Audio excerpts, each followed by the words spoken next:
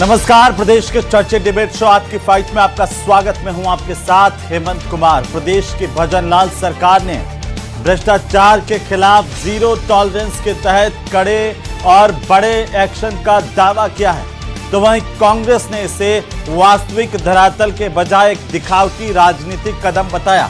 लेकिन सवाल यह कि क्या पिछली सरकार की तुलना में भजनलाल सरकार ने वाकई भ्रष्टाचार के खिलाफ सबसे कड़े और बड़े वार किए हैं, और इन सब का असर धरातल पर आखिर कितना है, इसको लेकर के आज हम विस्तार से चर्चा करेंगे। लेकिन पहले ये खास रिपोर्ट देखिए।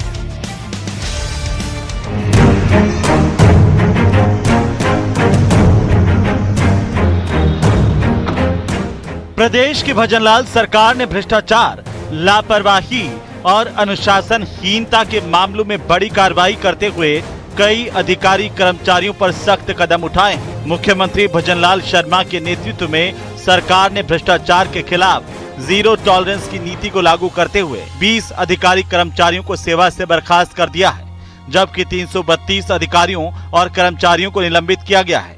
इसके अलावा 17 अधिकारियों के आजीवन 100% पेंशन पर भी रोक लगा दी गई है। सरकारी आंकड़ों के अनुसार भ्रष्टाचार और अनियमितताओं से जुड़े 108 मामलों में अभियोजन की स्वीकृति जारी की जा चुकी है।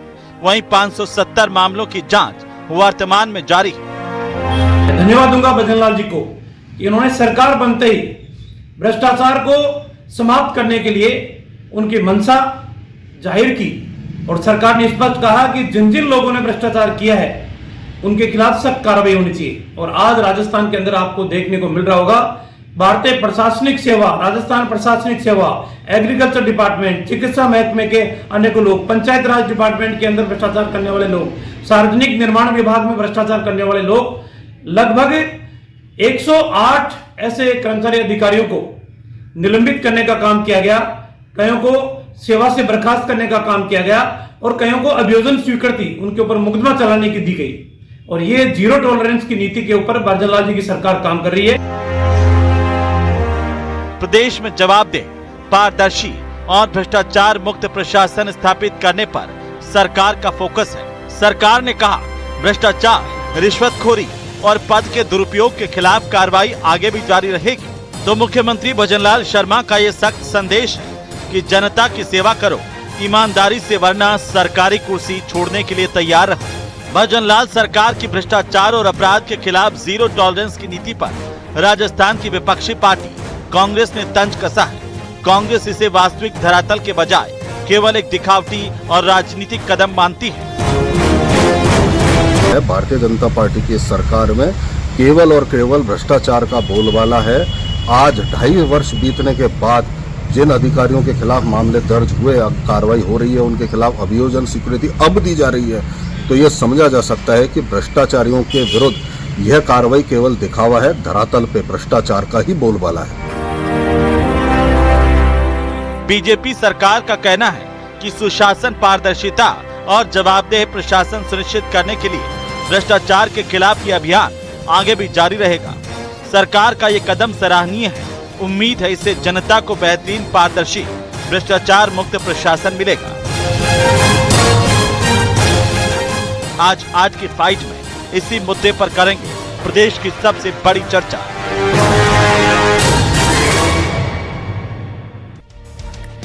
तो भ्रष्टाचार ऐसा मुद्दा है जिसका सीधा असर पड़ता है आम आदमी पर, और आम आदमी में भी जो गरीब लोग हैं वो सबसे ज्यादा इससे प्रभावित होते हैं। ऐसे में भजनलाल सरकार का ये दावा कि भ्रष्टाचार पर उन्होंने सबसे बड़े एक्शन किए हैं, इसे कैसे देखा जाए, आज इस पर विस्तार से बात करें, चर्चा करें।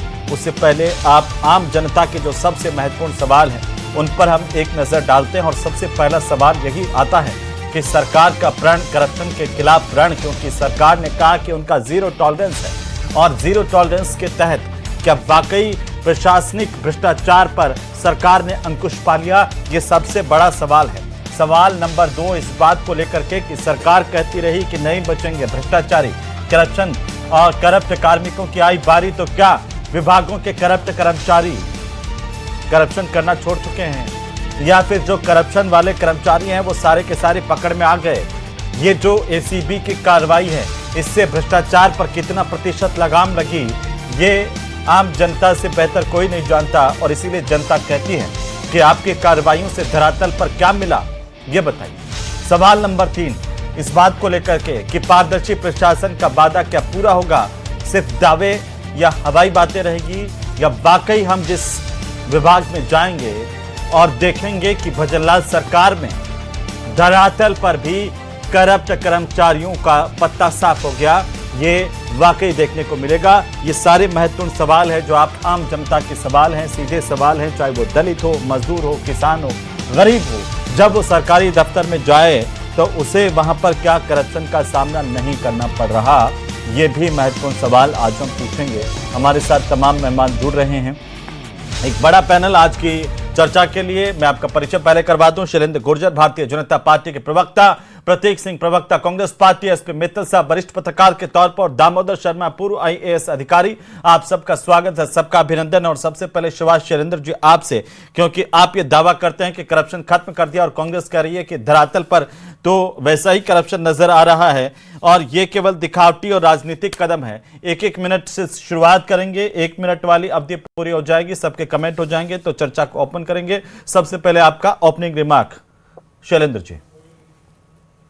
हेमंत जी, देखिए, कांग्रेस पार्टी के प्रवक्ता ने जो बात कही है तो मेरे को लगता है कि उनको अपने शासनकाल की याद आ गई, जब गहलोत सरकार का शासन चल रहा था राजस्थान में और किस तरह से पूरा महकमा, हर विभाग भ्रष्टाचार के आकंठ में डूबा हुआ था और लूट की छूट दे रखी थी, पूरी राजस्थान की जनता ने देखा।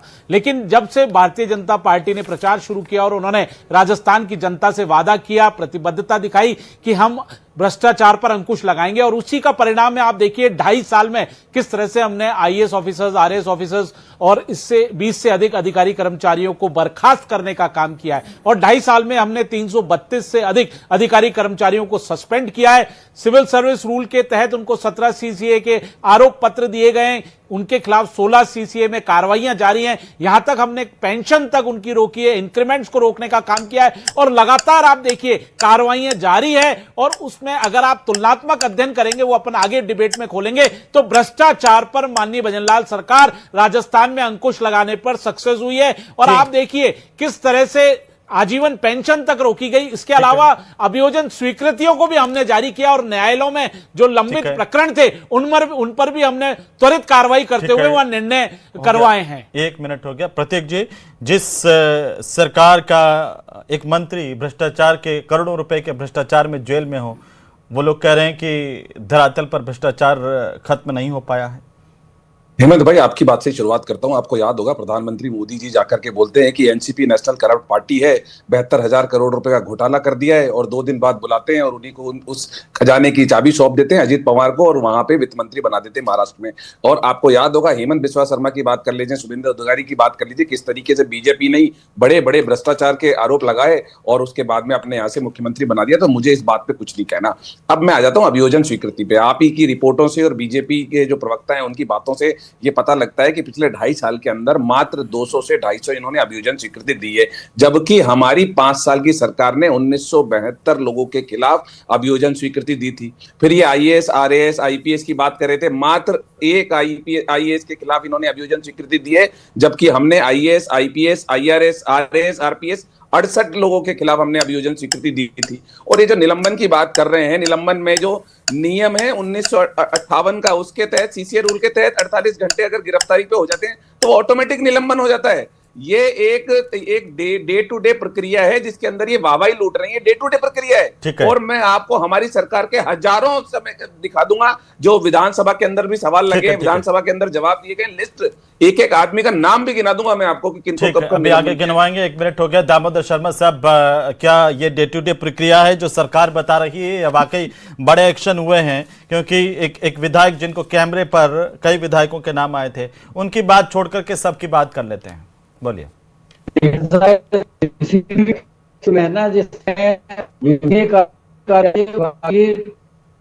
आपकी आवाज ठीक से नहीं आ रही है। मैं कोशिश करूंगा कि आपका नेटवर्क ठीक हो, आपकी आवाज ठीक आए, तो वापस आपके पास आऊंगा, लेकिन अभी हम आपको सुन नहीं पा रहे। मित्तल साहब, आप इसे कैसे देख रहे हैं? राजस्थानी में एक कहावत है कि ललडी का माथा पर ऊन कुण रंग है, तो भ्रष्टाचार के मामला में सब बराबर है या भजनलाल सरकार कुछ अलग दिखाई दे रही है? बोलो। देखिए हेमंत, इसमें कोई दो राय नहीं है कि भजनलाल सरकार ने ये दिखाने की कोशिश की है कि वो क्या नाम से जो भ्रष्टाचारी लोग हैं और जो लापरवाही बरतते हैं सरकारी कामकाज में, जो लापरवाही बरतते हैं उनके खिलाफ कार्रवाई लगातार की जा रही है और पिछले 2.5 साल का आंकड़ा सरकार ने प्रस्तुत भी किया है। लेकिन मेरा ये कहना है कि क्या इतनी कार्रवाई के कारण या इतनी कार्रवाई से क्या भ्रष्टाचार जो सरकारी विभागों में फैला हुआ मिट जाएगा? हम देखते हैं कि कई डिपार्टमेंट हैं, चाहे रेवेन्यू हो, चाहे क्या नाम से परिवहन विभाग हो, चाहे स्थानीय निकाय हो, एवं चाहे पुलिस का विभाग हो, इसमें बिना रिश्वत के काम नहीं होता, ये सच्चाई है।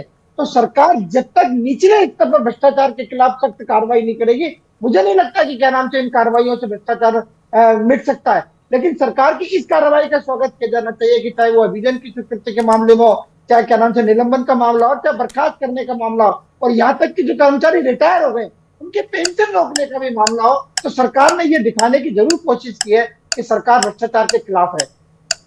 जी दामोदर जी जुड़ गए हैं वापस से, ठीक से। दामोदर जी आपका 1 मिनट अब शुरू होता है, बोलिए। तो मैं कहना रहा हूं कि तो कर्मचारी के मामले में नेटवर्क बहुत ही कमजोर आ रहा है सर आपको।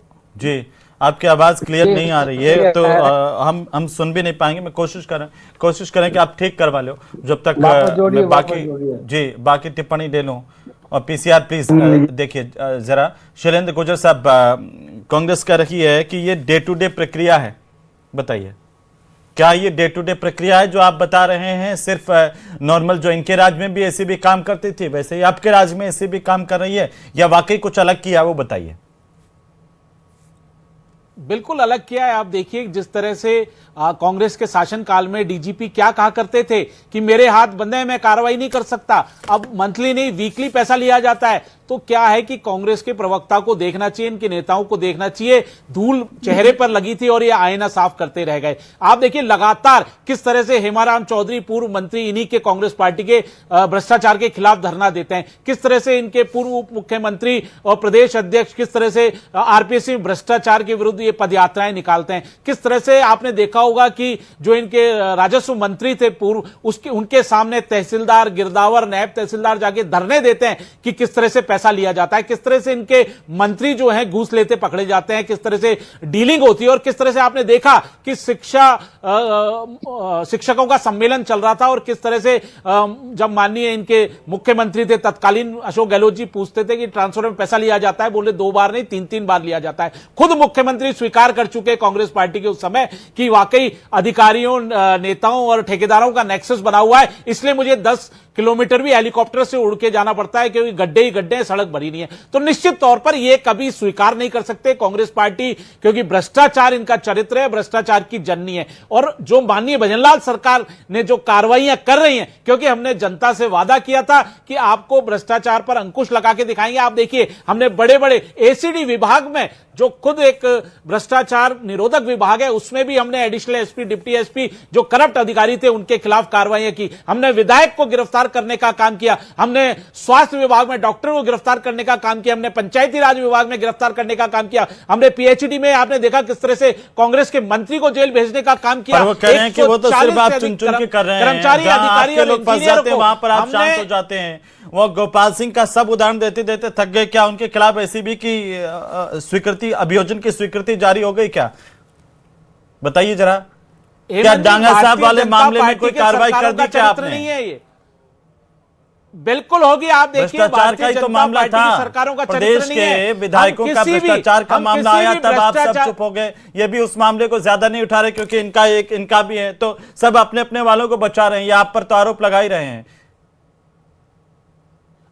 आप देखिए ना, मिड डे मील घोटाला किसने पकड़ा? माननीय भजनलाल सरकार ने नेताओं के बेटों को अरेस्ट करने का काम किया। किस तरह से पेपर लीक माफिया और जो भ्रष्टाचार पनपा हुआ था नकल माफियाओं द्वारा, उनको खत्म करने का काम किया। आप बताइए किसी भी भ्रष्टाचारी के विरुद्ध एक भी मुकदमा अगर लिया हो, क्योंकि भारतीय जनता पार्टी का चरित्र इस तरह का नहीं है। अगर कोई हमारी नीति सिद्धांत से और विकास, जो माननीय प्रधानमंत्री नरेंद्र मोदी जी का विकास और राष्ट्रवाद से अगर कोई प्रेरित होकर हमारी तरफ आता है तो हम उसके मुकदमे वापस नहीं लेते। कांग्रेस पार्टी से पूछिए, जब यूपी की सरकार थी, बहुजन समाज पार्टी के नेताओं के मुकदमे वापस ले लिए, समाजवादी नेताओं के मुकदमे वापस ले लिए, जो आरएलडी थी उनके नेताओं के मुकदमे वापस ले लिए। तो ये हमने एक भी मुकदमा वापस नहीं लिया। जांच चल रही है और हेमंत जी अगर वो दोषी पाए गए तो उनको कानून के तहत सजा भी होगी।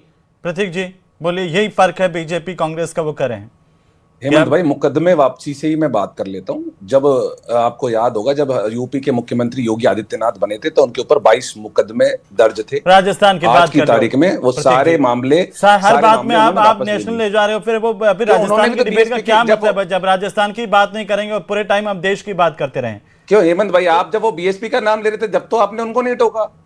आप मैंने योगी आदित्यनाथ का नाम ले लिया तो आप मुझे बीच में मैं आपको, देखिए, मैं आपको ये नहीं कह रहा हूं, पर मैं आप पहले कमेंट में भी आपने बस सिर्फ राष्ट्रीय स्तर की बात की, मैं कह रहा हूं राजस्थान की बात करें। राजस्थान के अंदर भ्रष्टाचारियों पर नहीं, मैंने शुरुआत में मुकदमे वापसी की थी। उसके बाद में दूसरा मुद्दा उठाया गया मिड डे मील का। मिड डे मील की खबर है, ये लीजिए मिड डे मील की खबर।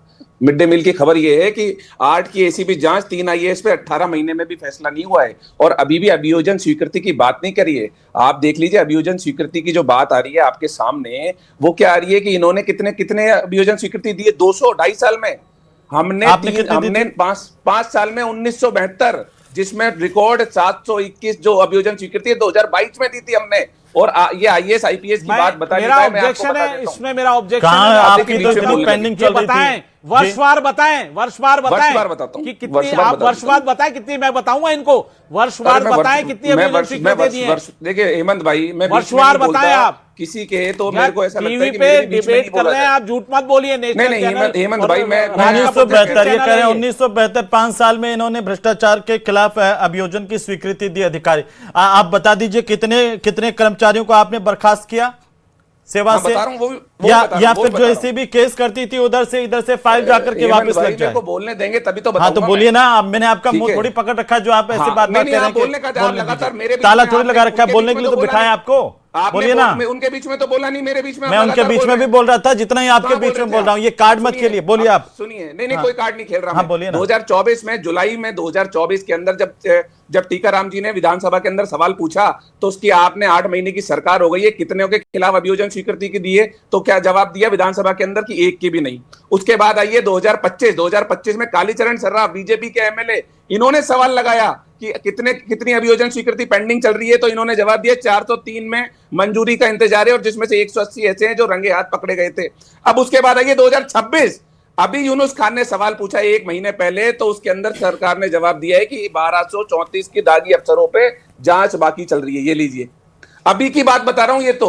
अब आप मुझसे पूछ रहे थे कि आपने कितने निलंबन दिए, अब आपको उसका भी जवाब देता हूं। शंकर सिंह रावत ने 2023 में विधानसभा के अंदर एक जवाब लगाया था और वो 313 पन्ने का है, वो मैं आपको भी भेज दूंगा। उसमें से मैं कुछ पढ़ करके बता देता हूं आपको। यह है आपका सार्वजनिक निर्माण विभाग, नाम बताऊंगा मैं, श्री अब्दुल करीम सहायक प्रशासनिक था। 2019 में इसके खिलाफ अपराध की एफआईआर दर्ज हुई, 2019 के अंदर निलंबन हो गया। उसके बाद आइए अशोक कुमार जोशी, 2019 में इसके खिलाफ एफआईआर दर्ज हुई, 2019 में निलंबन हो गया। उसके बाद आइए जितेंद्र कुमार, 2019 में इसके खिलाफ एफआईआर दर्ज हुई, 2019 में निलंबन हो गया। फिर प्रेम प्रकाश महावर सहायक अभियंता, 2020 में एफआईआर हुई, 2020 में निलंबन हो गया। उसके बाद आइए संतोष बंगाली, 2021 में एफआईआर हुई, 2021 में निलंबन हो गया। क्योंकि 1958 का जो नियम है वो ये कहता है कि कोई भी अधिकारी, कोई भी व्यक्ति, सरकारी नौकर अगर 48 घंटे से ज्यादा गिरफ्तार रहता है तो तुरंत उसका निलंबन हो जाता है। इसमें वाहवाही क्या है? इन्होंने तो रोक रखी थी 2.5 साल से निलंबन।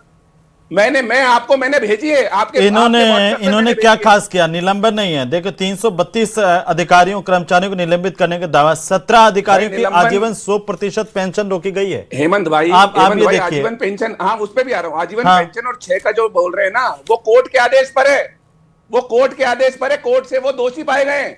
अच्छा, कोर्ट के आदेश पे तो दोषी पाए गए हैं, उसमें क्या कर लिया इन्होंने? और मैंने आपको 313 लेकिन दोषी ये भी सवाल उठता है कि आखिर जो भ्रष्टाचारी पकड़े जाते हैं उनमें कोर्ट से कितने को सजा मिलती है? ये भी हेमंत भाई 10 सेकंड में, मेरे को 10 सेकंड तो सुनिए। मैंने आपको 313 पन्ने का जो शंकर सिंह रावत का जवाब है वो मैंने भेजा है आपको, और उसके अंदर डिपार्टमेंट वाइज है कि कब हमने किस किस को निलंबन किया। डिपार्टमेंट वाइज लिस्ट है वो। हमने 1500 1600 को निलंबन किया था हमारी सरकार में, लेकिन डिंडोरा नहीं पीटा, क्योंकि ये डे टू डे प्रक्रिया है। ये मैंने तो आपको नाम बता दिए, तारीख बता दी, सब कुछ बता दिया, और वो आपको मैंने वो जवाब भी भेजा है विधानसभा में। वो विधानसभा की वेबसाइट में वो जवाब भी लिस्टेड है, वो जवाब दे देते हैं, कोई भी देख सकता है। जवाब दे रहे हैं शैलेंद्र जी, बोलिए।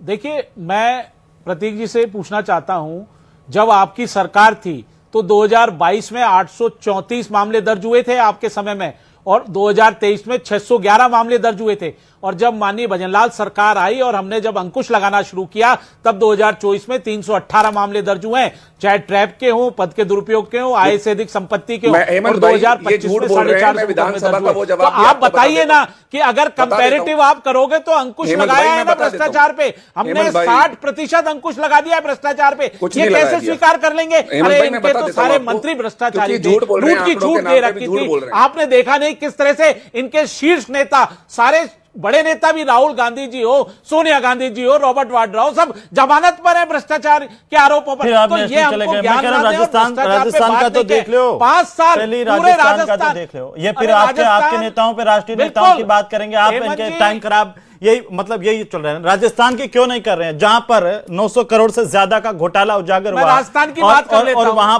वहां पर एक पूर्व मंत्री जो जेल में है, इतने सारे अधिकारी जेल में हैं, कार्रवाई हुई, उसकी बात क्यों नहीं कर रहे हैं? या फिर उसकी बात क्यों नहीं कर रहे हैं जो जिन्होंने इनके राज्य में, अगर मान लीजिए मुख्यमंत्री जी के सामने कोई कहते थे कि आपसे ट्रांसफर में पैसे ले जाते हैं तो कितने हाथ उठते हैं, उस पर कोई एक्शन हुआ? ये मतलब ये बताता है कि प्रतिबद्धता क्या। मैं लेकिन आ रहा हूं वापस आपके पास में, दामोदर जी हमारे साथ शायद जुड़ चुके हैं। दामोदर जी एक टिप्पणी आपकी, कैसे देखते हैं आप इसे, सरकार के दावे और विपक्ष का ये कहना कि धरातल पर कुछ नहीं हुआ है, दिखावटी है काम? देखिए, धरातल पर तो बहुत कुछ हुआ है, लेकिन फिर मैं दोहराना चाहूंगा कि ये सरकारी कर्मचारी अधिकारियों के खिलाफ जो करप्शन के मामले होते हैं, इनकी प्रक्रिया सतत है, इसके अलग अलग स्टेजेस हैं। पुलिस द्वारा पकड़े जाने के मामले में पहले जांच होती है, उसके बाद में तुरंत 48 घंटे पुलिस की, अगर वो गिरफ्त में रहते हैं, अगर अरेस्टेड रहते हैं, तो ऑटोमेटिकली उनका सस्पेंशन हो जाता है। सस्पेंशन के बाद विभागीय जो नियम बने हुए हैं उनमें जांच होती है। जांच होने के बाद 3 स्टेजेस हैं। सेक्शन 16 में तो मेजर पेनल्टी दी जाती है, जिसमें कि आदमी को टर्मिनेट भी किया जा सकता है, उसके खिलाफ पदोन्नति रोकी जा सकती है, उसकी पेंशन रोकी जा सकती है। और अगर छोटा दंड दिया जाता है सेक्शन 17 में, तो उसमें उसके खिलाफ 1-2 उसकी जो प्रमोशंस होते हैं वो रोके जाते हैं, और उसमें दोनों में डिफरेंस रहता है। रही बात इसकी कोर्टों के माध्यम से जो डिसीजंस होते हैं, उन पे तो चाहे कांग्रेस सरकार हो चाहे बीजेपी सरकार हो, उनको डिसीजन मैंडेटरी लेना ही पड़ता है, और उसमें दोनों चीजें होती हैं। नहीं, कोर्ट के माध्यम से कितने लोगों को सजा मिलती है? जितने केसेस जाते हैं उनको सबको क्यों नहीं? जो रंगे हाथों पकड़ा गया उसमें किस बात को लेकर के वापस बरी हो जाता है? ये तो बताता है कि सरकारों की ढील होती है। फिर उनके सरकारी वकीलों का क्या काम है? उनको घर भेज दो। उसमें 35% से ज्यादा लोगों को सजा आज तक हुई नहीं है। और अब बताइए, तो बहुत गंभीर बात है ना ये तो। मित्तल साहब, ये तो जो दामोदर जी कह रहे हैं वो तो गंभीर बात है ना, कि ऊपर से प्रहार और नीचे से क्या है, अंदरूनी तौर पर भी हम प्रहार करें।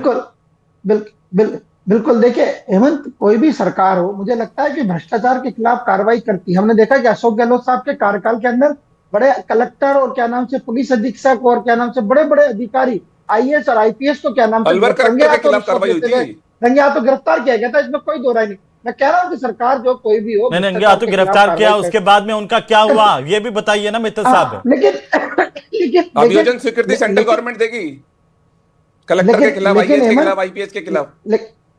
लेकिन हेमंत, हमको ये भी देखना होगा कि क्या ये जितनी भी कार्रवाई होती है ये पर्याप्त है क्या कार्रवाई? मैं अभी भी कह रहा हूं कि ये कार्रवाई पर्याप्त नहीं है। कांग्रेस के शासन में जहां मैंने ये पक्ष भी रखा, इसके साथ ये पक्ष भी है, चाहे वो अशोक चांदना हो चाहे प्रताप सिंह खाचरियावास हो, उन्होंने अपनी सरकार को लेकर क्या नाम से भ्रष्टाचार के मुद्दे को लेकर कटघरे में खड़ा किया था। तो हमको ये भी पक्ष ने, भरत सिंह कुंदनपुर ने खुलेआम क्या नाम से प्रमोद जैन भाया पे गंभीर आरोप भ्रष्टाचार खुलेआम, क्योंकि इतने सारे पत्र लिख करके उनके लेटरेट खत्म हो गए थे, इतने सारे पत्र के प्रतीक जी बोलिए ना। हेमंत भाई, ये बात हुई कि भाई आपके नेताओं ने, तो मेरे सामने एक और खबर है, आपको याद होगा 2 दिन पहले डिप्टी सीएम गई थी, तो उनके विधायक उनके सामने क्या कह रहे थे कि पोशार में ऐसा खाना दे रहे हैं जो जानवर भी नहीं खाए। किरोड़ी लाल मीणा जी क्या कह रहे थे कि 7 करोड़ रुपए की जो इलीगल बजरी की माइनिंग है वो हर दिन होती है।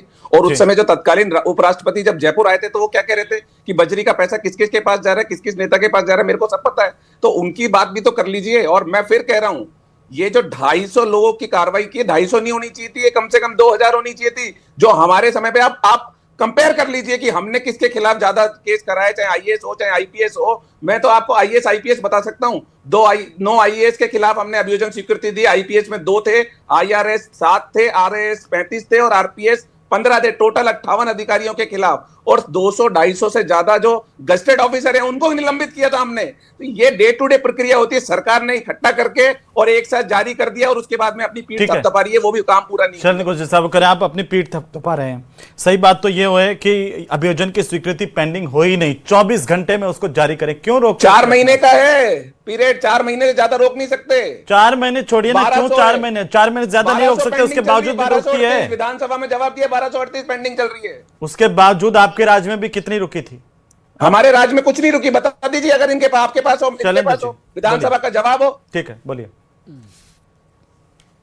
देखिए, कांग्रेस पार्टी, मैंने कहा ना, कभी नहीं मानेगी कि भ्रष्टाचार पर हम बिल्कुल साफ हैं। तथ्यों पे बात जब करिए, आपको पता है कि किस तरह से पिछले, अरे सुन लो, पिछले 5 साल में आपने राजस्थान का क्या हाल कर दिया था। भारत में पहले नंबर पे था भ्रष्टाचार के मामलों में राजस्थान। आपको जानकारी होनी चाहिए। और जब से माननीय भजनलाल सरकार आई, उसके बाद हमने अंकुश लगाना शुरू किया। मैंने आपको बताया ना, अभियोजन स्वीकृति लंबित थी। 2022 में 992 प्रकरण लंबित थे, 2023 में 497 प्रकरण लंबित थे। हम जब आए, भारतीय जनता पार्टी की माननीय भजनलाल सरकार आई, 2.5 साल में 500 प्रकरण लंबित थे और हमने उनमें से प्रस्तावों को स्वीकृतियां दी। और आज यही आप दिखाते हैं, ये प्रत्येक जो एक दूसरे को, और ये सिर्फ आरोप प्रत्यारोप का सिलसिला ही चलता रहता है।